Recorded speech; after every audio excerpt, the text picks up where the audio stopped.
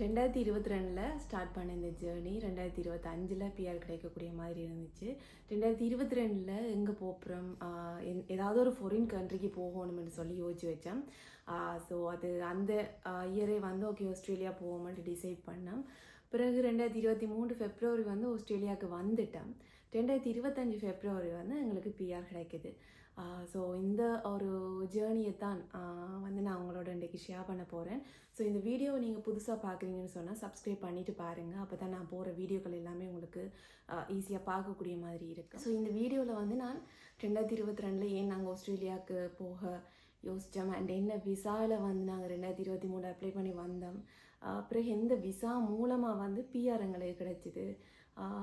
ஆதன் வந்து அதாவது என்னோடய பையன் பிறக்கும் போது என்ன மாதிரி அவருக்கு வந்து சிட்டிசன்ஷிப் கிடைச்சிது, இங்கே தான் ஆதம் பிறந்தார். ஸோ இதை பற்றின ஃபுல் வீடியோ உங்களுக்கு இருக்கும். ஸோ நிறைய விஷயங்கள் நீங்கள் தெரிஞ்சு கொள்ளக்கூடிய மாதிரி இருக்கும். ஸோ 2022 அந்த டைம் உங்களுக்கு தெரிஞ்சிருக்கும், ஸ்ரீலங்காவில் எக்கனாமிக் இஷ்யூ வந்து போய் கொண்டு இருந்தது. ஸோ அந்த டைம் வந்து அப்போ தான் எங்களுக்குமே வெட்டிங் ஆனது 2022 ஸ்டார்டில். ஸோ ஓகே நாங்கள் யோசித்தோம், ஓகே ஃபாரினுக்கு ஏன் ட்ரை பண்ணி பார்க்கக்கூடாது.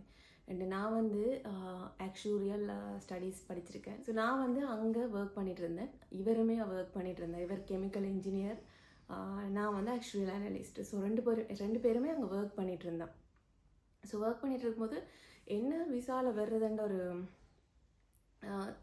ஏன்னா நிறைய விசாக்கள் இருக்குது. இப்போ நீங்கள் ஊரில் இருந்து கொண்டே பிஆருக்கு அப்ளை பண்ணலாம். அது வந்து பாயிண்ட் சிஸ்டம் மூலமாக போகும். பாயிண்ட் சிஸ்டம் மூலமாக போகும்போது உங்களோட ஏஜுக்கு ஒரு பாயிண்ட்ஸ் இருக்கும், உங்களோட ஒர்க் எக்ஸ்பீரியன்ஸுக்கு ஒரு பாயிண்ட்ஸ் இருக்கும், நீங்கள் படிப்புக்கு பாயிண்ட்ஸ் இருக்கும். இந்த மாதிரி நிறைய பாயிண்ட்ஸ் இருக்கும். கால்குலேட் பண்ணி அது ஒரு காம்படிஷன் மாதிரி, யார் முன்னுக்கு இருக்காங்களோ உங்களோட இதில். இப்போ நான் ஆக்சுவலியல்னா எந்த ஃபீல்டில் யார் முன்னுக்கு இருக்கிறாங்களோ அவங்களுக்கு தான் ஈஸியாக கிடைக்க வாய்ப்பு இருக்குது. ஸோ வந்து அது நிறைய கண்ட்ரீஸில் இருந்து போட்டிருப்பாங்க. ஸோ அது வந்து காம்படிஷன் கூட, உங்களுக்கு எப்போ கிடைக்குமென்னு ஒரு ஐடியா இல்லாமல் இருக்கும். 491 விசா அண்ட் 189 விசா, 190 விசா இந்த மாதிரி இருக்குது. அங்கேருந்து பாயிண்ட் சிஸ்டத்தில் அப்ளை பண்ணுறதுக்குரியது நிறைய பேர் அதுலேயும் வந்திருக்காங்க. ஸோ அது வந்து கொஞ்சம் லாங் ப்ரொசீஜராக எங்களுக்கு பட்டிச்சது. ஸோ நாங்கள் யோசித்தோம், ஓகே ஸ்டூடெண்ட் விசா ஏன் பதியக்கூடாதுன்ட்டு. ஸ்டூடெண்ட் விசா பதியும் போது ஓகே யாருக்கு பதிகிறது, எனக்கா இருக்கா அப்படி ஒரு பட் எனக்கு தோணிச்சு, ஓகே இப்போ நான் படிக்கணும் வந்தால் அவர் ஒர்க் பண்ணலாம், ஃபுல் டைம் ஒர்க் ரைஸ் இருக்குது. சரி ஓகே நான் வந்து படிக்க வருவோம், இவர் வந்து அங்கே ஒர்க் எடுத்தால் கொஞ்சம் மேனேஜ் பண்ணக்கூடிய மாதிரி இருக்கும். அந்த மாதிரி தான் யோசிச்சு வந்தேன். ஸோ எனக்கு வந்து ஸ்டூடெண்ட் விசா அப்ளை பண்ணி எங்களுக்கு அப்ளை பண்ணினது வந்து நாங்கள் நவம்பர் டிசம்பர் அந்த டைம் அப்ளை பண்ணியிருப்பேன்டா. நவம்பர் எண்டு தான் எனக்கு அந்த யூனிவர்சிட்டி க்ளோசிங் டேட்டாக இருந்துச்சு. ஸோ அது க்ளோசிங் டேட் அண்டு தான் நான் அப்ளையே பண்ணினது 2 வீக்ஸில் அதுக்கு அட்மிஷன் கிடைக்கும். பிறகு நாங்கள் விசாவுக்கு படப்படண்டு அப்ளை பண்ண வேண்டியிருந்துச்சு. அந்த டைம் கிறிஸ்மஸ் டைம் அண்டபடியாக நிறைய டாக்குமெண்ட்ஸ் வந்து எல்லாம் எடுக்க கஷ்டமாக இருந்துச்சு. ஏன்னா அந்த டைம் ஹாலிடே டைம், நிறைய இது வந்து பூட்டாக இருக்கும். ஸோ அது வந்து குயிக்காக கலெக்ட் பண்ணி குயிக்காக அப்ளை பண்ண வேண்டியிருந்துச்சு. என்னென்னா ஃபெப்ரவரி இன்டேக்னா. ஸோ ஓகே இல்லாட்டிக்கு அது மிஸ் ஆச்சுதுன்னா நான் ஜூனுக்கு மாற்ற வேண்டி இருக்கும்.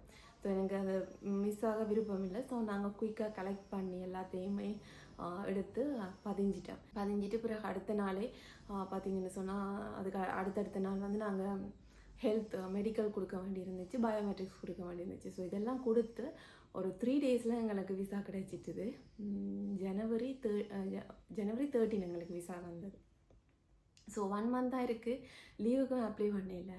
ஸோ படவுடன் லீவ் எல்லாம் அப்ளை பண்ணி போட்டு நாங்கள் குயிக்காக ஃப்ளைட் எல்லாம் புக் பண்ணி எல்லாம் வந்தாச்சு. ஃபெப்ரவரி 4 வந்து நாங்கள் இங்கே ஆஸ்திரேலியாவில் நிற்கிறோம். குயிக்காக ஸ்டூடெண்ட் விசா கிடைச்சதுக்கு ஒரு ரீசன் வந்து நாங்கள் எல்லாமே டாக்குமெண்ட்ஸ் எல்லாமே பர்ஃபெக்டாக கொடுத்துருந்தோம். நாங்கள் மற்றது ஆஸ்திரேலியன் வெப்சைட்டுமே, நீங்கள் ஆன்லைனில் அப்ளை பண்ண போகிறீங்க விசானா ஆஸ்திரேலியன் வெப்சைட்டுமே ஒரு கிளியரான ஒரு இதாக இருக்கும், இன்ஸ்ட்ரக்ஷன் எல்லாம் கொடுத்துருப்பாங்க. ஸோ உங்களுக்கு வந்து ஒரு கிளியரான ப்ரொசீஜராக தான் இருக்கும். ஸோ ஓகே இங்கே வந்தால் இப்போ இவர் ஒர்க் எடுக்கணுமே. ஏன்னாண்டா இப்போ ஸ்டூடெண்ட் விசாண்டா ஈஸி இல்லை, நீங்கள் வந்து ஸ்டூடெண்ட் விசாவுக்கு அந்த யூனிவர்சிட்டிக்கு பே பண்ணணும் செமிஸ்டர். ஸோ இவர் ஒர்க் எடுத்து ஆகணும். அண்ட் ஸ்டூடெண்ட்ஸுக்குமே 24 ஹவர்ஸ் ஒர்க் ரைஸ் இருக்குது. ஸோ 24 ஹவர்ஸ் ஒர்க் ரைஸில் நீங்கள் ஒஃபிஷியல் இப்போ ஒரு ப்ரொஃபஷனல் ஜாப் பண்ணி எடுக்கிறது கஷ்டமாக இருக்கும். ஸோ இவர் வந்து ஒர்க்குக்கு ட்ரை பண்ணி 1 மந்தில் இப்போ ஃபெப்ரவரி வந்தோடனே மார்ச் வந்து ஒர்க் எடுத்துட்டாரு. இவர்கிட்ட ஃபீல்டே எடுத்துட்டாரு. ஸோ இப்போ அடுத்ததான் வந்து பிஆர் என்னென்ன அப்ளை பண்ணுறேன்ட்டு. இப்போ பிஆருக்கு நாங்கள் பாயிண்ட் சிஸ்டத்தில் அப்ளை பண்ணுறோம்னு சொல்லி சொன்னாலும் ஸ்டூடெண்ட் விசாவில் இருக்க பண்ணலுமான்றது ஒரு டவுட் ஒன்று இருந்தது. நீங்கள் செக் பண்ணி பார்த்தீங்கன்னா தெரியும். சரி ஓகேன்னுட்டு ஒரு வழி இருந்துச்சு. என்னென்னா இங்கே 482 விசான்னு ஒன்று இருக்குது, இன்னொன்று வந்து 186 விசா. அப்படி இல்லாட்டா நாங்கள் ரீஜனல் ஏரியாவுக்கு போக வேண்டி இருந்துச்சு. அப்போ ரீஜனல் ஏரியாவுக்கு போனால் ஈஸியாக வந்து உங்களை வந்து ஸ்பான்சர் பண்ணுவாங்க எம்ப்ளாயர்ஸ். அதே நீங்கள் சிட்னியில் இருக்கிறீங்கன்னு சொன்னால் சிட்டி தானே, நிறைய பேர் ஸ்டூடெண்ட்ஸ் எல்லாம் வந்தால் கிடைக்கிறாங்க, காம்படிஷன் கூட. ஸோ உங்களுக்கு ஸ்பான்சர்ஷிப் கிடைக்கிறதுமே கஷ்டமாக இருக்கும். 482 விசான்றது ஒர்க் விசா. அந்த டைமில் உங்களுக்கு ஒரு இதாண்டு இருந்தது, 2 இயர்ஸ் 482 விசாவில் ஒர்க் பண்ணினா அங்கே வந்து பிஆருக்கு அப்ளை பண்ணலாம்னு சொல்லி அந்த டைமில் விசா சேஞ்சஸ் வந்திருந்தது. அப்படி இல்லாட்டிக்கு எங்களுக்கு தெரிய வந்துச்சு 186 விசான்னு ஒன்று இருக்குது. அது டிரெக்ட் பிஆர் எம்ப்ளாயி ஸ்பான்சர்ஷிப்பாக இருந்துச்சு. பட் அது எடுக்கிறதுன்றது ஈஸியான ஒர்க் இல்லை. உங்களை வந்து இப்போ நீங்கள் ஒர்க் பண்ணுற கம்பெனிக்கு உங்களை பிடிச்சிருக்கணும், உங்களோட ஒர்க் பிடிச்சிருக்கணும். அண்ட் அந்த கம்பெனியுமே உங்களை வந்து ஏன் எடுக்கிறோம்னு சொல்லி கவர்மெண்ட்டுக்கு சொல்லணும். அது மட்டும் இல்லாமல் 186 விசாவுக்கு ஒரு $20,000 வந்து போவர்ஸ் வந்து ஸ்பான்சர் பண்ணுறாங்க. அவங்களோட வைஃபையும் சேர்த்து ஸ்பான்சர் பண்ண போகிறாங்கன்னு சொன்னால் கிட்டத்தட்ட $20,000 முடியும். சில கம்பெனிஸ் அதை கொடுக்க மாட்டாங்க, நாங்களாகவே கொடுக்க வேண்டி இருக்கும். அது இந்த கம்பெனி வந்து அதை கொடுக்குறோம்னு சொல்லி செய்கிறதுன்றது ஒரு பெரிய விஷயம். பட் இவங்களோட கம்பெனி வந்து இவர் செய்கிற ஒர்க் பிடிச்சிருந்ததால் அவங்க வந்து இவரை ஸ்பான்சர் பண்ணுறோம்னு சொல்லியாச்சு. பட் அதுவுமே ஒரு பெரிய லாங் ப்ரொசீஜர் தான், உடனே வந்து அது கிடைக்காது. அதுவுமே நீங்கள் ரீஜனல் ஏரியாவில் இருக்கிறீங்க, இல்லாட்டி நர்சிங், இல்லாட்டிக்கு அந்த ஹெல்த் கேர் செக்டரில் நீங்கள் அப்ளை பண்ணுறீங்கன்னா குயிக்காக ப்ரொசஸ் பண்ணுவாங்க. ஏன்னா அந்த செக்டரில் இங்கே வந்து ஆக்கள் தேவை, ஏஜ்ட் கேர், சைல்ட் கேர், அந்த மாதிரி நர்சிங் இதெல்லாம் அவங்களுக்கு ஆக்கள் தேவை. ஸோ குயிக்காக ப்ரொசஸ் ஆகி குயிக்காக பிஆர் வந்துடும். இதுவும் ரீஜனல் ஏரியாவில் இன்னும் குயிக்காக வந்துடும். பட் சிட்டியில் நீங்கள் இருக்கிறீங்க, இப்போ சிட்னியில் இருக்கிறீங்கன்னு சொன்னால் காம்படிஷன் கூட, அண்ட் உங்களை ஈஸியாக படக்குன்னு கன்சிடர் பண்ணி பிஆர் தர மாட்டாங்க. ஸோ அதுக்கு ஒரு டைம் எடுக்கும், 1 இயருக்கு மேலேயாவது எடுக்கும். ஸ்பான்சர்ஷிப் வந்து நாங்கள் அப்ளை பண்ணாதபடியே எங்களுக்குமே அந்த டைம் லைன் வந்து பார்க்கலாம் இருந்துச்சு, ப்ரொசீட் ஆகுதா இல்லையா அந்த மாதிரி. ஸோ அது வந்து ஏஜென்ட் மூலமாக தான் அவங்க கம்பெனியை பார்த்துக்கொண்டது. ஸோ அதால் எங்களுக்கு என்ன நடக்குதுன்னு ஒன்றுமே தெரியாமல் இருந்துச்சு. ஸோ கடைசியாக பார்த்தீங்கன்னு சொன்னால் நானுமே ப்ரெக்னென்ட் ஆகிட்டேன் 2024. ஸோ 2024 நான் ப்ரெக்னென்ட் ஆகிட்டேன். எங்களுக்கு அது ஒரு இதாண்டு இருந்துச்சு. இவர் அதன் பிறக்க முன்னாடி வந்து பிஆர் கிடச்சிச்சின்னு சொன்னால் ஈஸியாக இருக்கும். இல்லாட்டிக்கு ஆதனுக்குமே நாங்கள் விசா அப்ளை பண்ண வேண்டி இருக்கும். நாங்கள் என்ன விசாவில் இருக்கிறோமோ அதை அப்ளை பண்ண வேண்டி இருக்கும். அப்படி இல்லாட்டி எங்களுக்கு பிஆர் கிடைச்சதுன்னு சொன்னால், இப்போ பிள்ளைகள் பிறக்கும் போது அப்பா இல்லை அம்மா யாராவது ஒரு ஆள் வந்து பிஆர் இருந்தால் இல்லை சிட்டிசன்ஷிப்பாக இருந்தால் பிள்ளையும் வந்து சிட்டிசனாக பிறக்கும். ஸோ அவங்களுக்கு வந்து விசா அப்ளை பண்ண தேவையில்லை.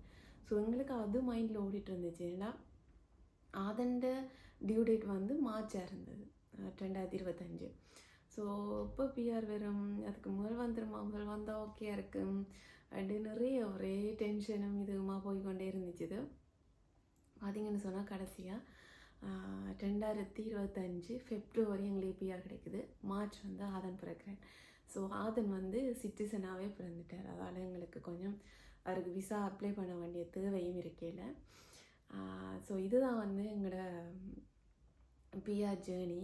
ஸோ இந்த வீடியோ வந்து கட்டாயம் உங்களுக்கு யூஸ்ஃபுல்லாக இருக்கும்னு நினைக்கிறேன். உங்களுக்கு எதுவும் டவுட்ஸ் இருந்தால் கமெண்ட் பண்ணுங்கள், நான் அதுக்கு ரிப்ளை பண்ணுறேன்.